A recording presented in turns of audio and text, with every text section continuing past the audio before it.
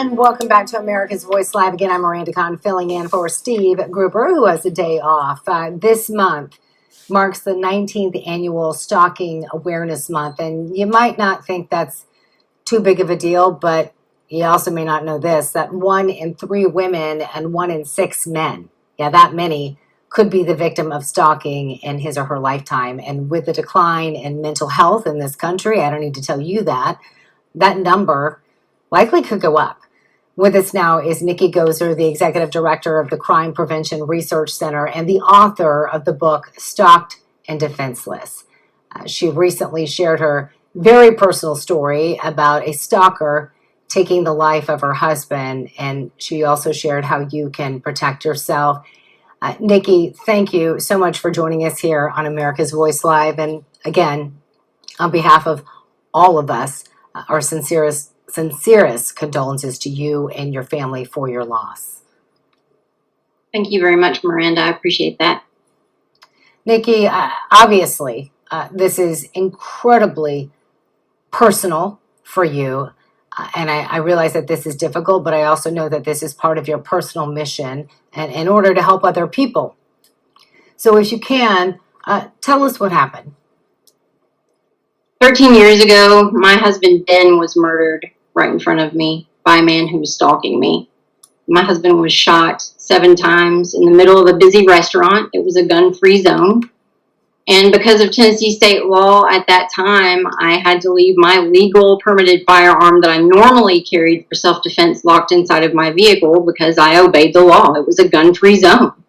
I'm a law-abiding citizen. However, the man who was stalking me did not have a permit to carry. He brought a gun into a gun-free zone illegally.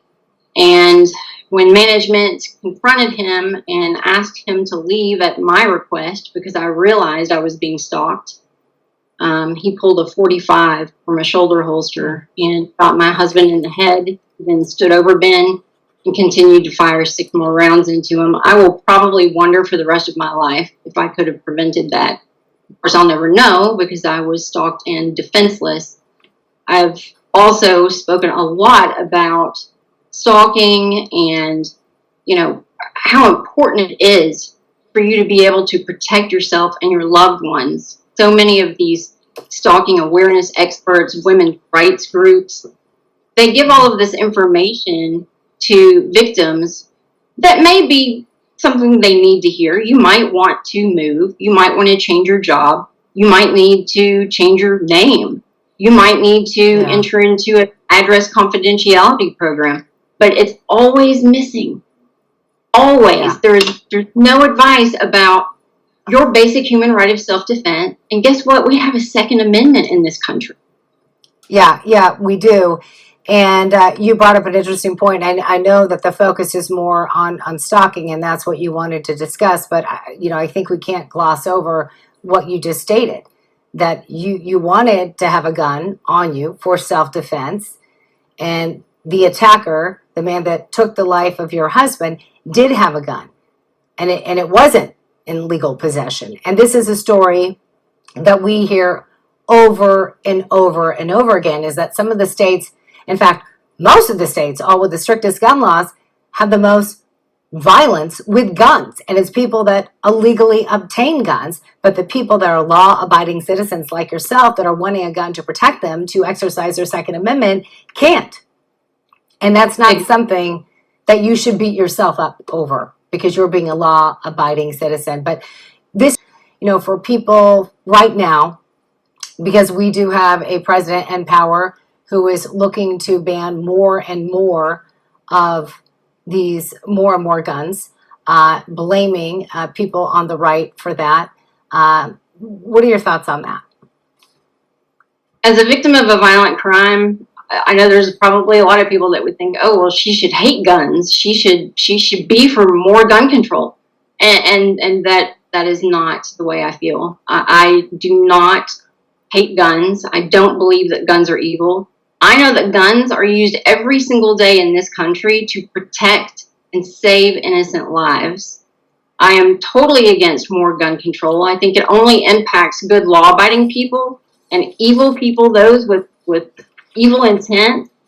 Look, if you're willing to murder, rape, assault, you're already willing to break the law. A gun control law is not going to matter to those people. I want more good law-abiding people to be able to carry, to protect themselves and their loved ones. And, look at how many people out there are stalked.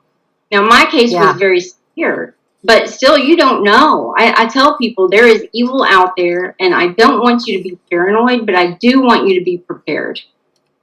Yeah, you don't know, and even I didn't know, and I know it's been especially sadly common among people who are in this profession. But literally hearing those numbers, 1 in 3 women and 1 in 6 men. You gave the numbers in your article about how common stalking actually is. For people that again want to learn more about stalking, self-defense, more about your book, because this is an issue that we need to discuss, especially with the decline of mental health that's happening in our country right now. Where can they go? You can go to our website at crimeresearch.org, and then my personal website is stalkedanddefenseless.com, and you can purchase my book, Stalked and Defenseless, online at Amazon and Barnes & Noble. Thank you so much for being brave and sharing your personal story. I know it's not easy to do. We can't even fathom what you've been through, but we appreciate your bravery and your willingness to share your voice with real Americans that are watching this network. I think you're going to help save a lot of lives. So thank you, Nikki. Thank you, Miranda.